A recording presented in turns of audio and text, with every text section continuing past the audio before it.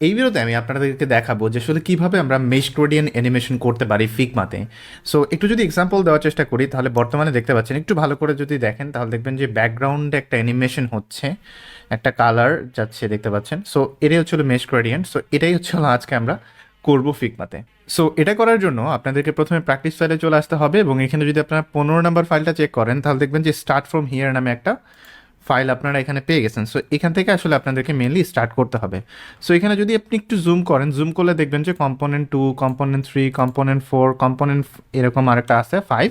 তো এখানে কিন্তু খুব বেশি একটা ডিফারেন্স তারা কিন্তু মানে করা হয়েছে এমনটা না। এখানে যা আছে দেখতে পাচ্ছেন এগুলো আগে জাস্ট চেঞ্জ করে দেখেন এই দিকে নিয়ে আসা হয়েছে, অথবা লেটস সে ধরেন এই দিকে নিয়ে আসছি, এই জিনিসটাই মোটামুটি এখানে করা হয়েছে, ঠিক আছে।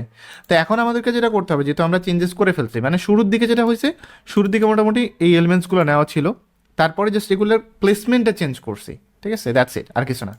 তো এখন কম্পোনেন্ট 2তে আমি যাওয়ার পরে যদি আমি এখন প্রোটোটাইপে চলে যাই, দেন এইখান থেকে জাস্ট সিম্পলি আমি এটাকে প্রোটোটাইপ করে দিব। কিন্তু তার আগে আমাদেরকে একটা কাজ করতে হবে, সেটা হচ্ছে সবগুলোকে ধরে একটা কম্পোনেন্ট সেট বানায় ফেলতে হবে।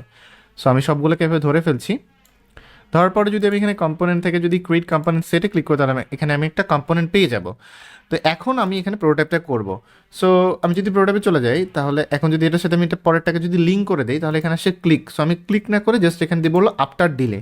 আফটার ডিলে আমি এখানে লেটস সে এখানে বলে দিলাম 3 মিলি সেকেন্ডস অর 2 মিলি সেকেন্ডস, এরকম যতটুকু আপনি চান, যতটুকু মানে যতক্ষণ রাখতে চান অ্যানিমেশনটা, যে এই স্ক্রিন থেকে এই স্ক্রিনে কত সময়ের মধ্যে যাবে। সো এই টাইমটা এখানে আমরা সিলেক্ট করে দিচ্ছি। এখান থেকে আমি স্মার্ট অ্যানিমেশন দিয়ে দিব অ্যান্ড এখানে মোটামুটি ইস আউটই মোটামুটি থাকবে।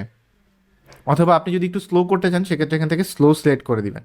ওকে, আচ্ছা, তারপরে আমরা আবার নেক্সটটাতে চলে যাবো। নেক্সটটাতে আবার এটার সাথে পরেরটাতে লিঙ্ক করে দিচ্ছি এবং আফটার দিলে এখানে আমি 3 মিলি সেকেন্ড করে দিচ্ছি। 3 করে দিলে মিলি সেকেন্ড হয়ে যাবে। পরেরটাতে যাচ্ছি, পরেরটাতে এভাবে লিঙ্ক করে দিচ্ছি। লিঙ্ক করার পরে আফটার দিলে এখানেও দিচ্ছি এবং এখানেও 3 মিলি সেকেন্ড দিচ্ছি। আর সেম অ্যানিমেশনটাই মোটামুটি থাকবে। পরেরটাকে আবার গেলাম, জাস্ট লিঙ্ক করে প্রথমেরটাতে নিয়ে আসছি, যাতে জিনিসটা কাইন্ড অফ লুপ ওয়াইজ চলে, মানে শেষ পর্যন্ত গেল আবার যেন প্রথম থেকে শুরু হয়, এরকম যাতে হয়ে যায়। তো যেহেতু আমরা কম্পোনেন্ট এটা তৈরি করে ফেলছি, তো এটা করার জন্য আমরা এখন মানে চেক করার জন্য আসলে মিলে একটা ফ্রেম নিয়ে নিচ্ছি, ডেস্কটপের ফ্রেম। নেওয়ার পরে জাস্ট আমি এখানে চলে যাচ্ছি হলো কম্পোনেন্টে মেবি 10 নামে কম্পোনেন্টটা তৈরি করা হয়েছিল। So simply drag and drop করে এখানে ছেড়ে দিচ্ছি নতুন ডেস্কটপে। এখন যদি আমি প্রিভিউ ক্লিক করি, সো দেখতে পাচ্ছেন এটা কিন্তু মোটামুটি এভাবে করে যাচ্ছে।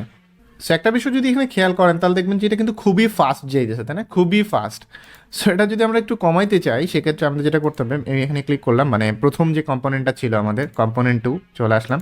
এখান থেকে আমি জাস্ট এর কমাই লেটস আমি এখানে 4000 করে দিচ্ছি। পরেরটাতে গেলাম, পরেরটার আবার এই ইন্ট্রাকশানে ক্লিক করলাম, ক্লিক করার পরে ইজ আউটের টাইমটা বাড়াই আমি 4000 করে দিচ্ছি। পরেরটাতে যাচ্ছি, পরেরটাতে যাওয়ার পরও সেম করে দিলাম এবং তার যে পরেরটা আছে সেটাকে আমি এখানে 4000 করে দিচ্ছি।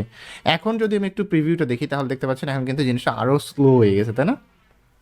সো এটাই হলো ব্যাপার। সো আপনি চাইলেই এগুলোকে জাস্ট বাড়া কমা করে না জিনিসটা দেখতে পারবেন যে আসলে কেমন লাগে।